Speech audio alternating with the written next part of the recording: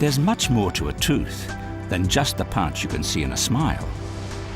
That's because our gums hide everything except the top of the tooth, an area called the crown.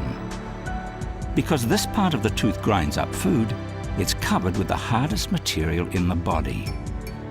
The thin layer of tooth enamel is the reason our teeth are hard, white, and shiny. Underneath the enamel and down into the roots, the tooth is made up of pale yellow dentine. Although it's slightly softer than enamel, it's still harder than bone. The middle of every tooth is hollow to make room for blood vessels needed to keep the tooth alive.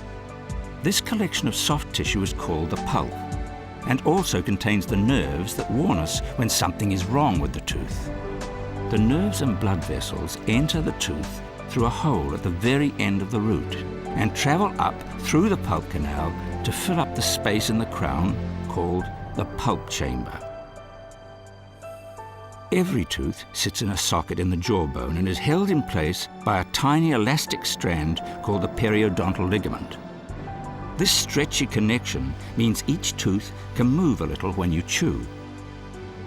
Above the jawbone, the tooth is wrapped in a firm cuff of gum tissue, or gingiva, as it's sometimes called. The gum attaches to the neck of the tooth where the enamel finishes, hiding the complex structure below. And that's why there's so much more to a tooth than meets the eye.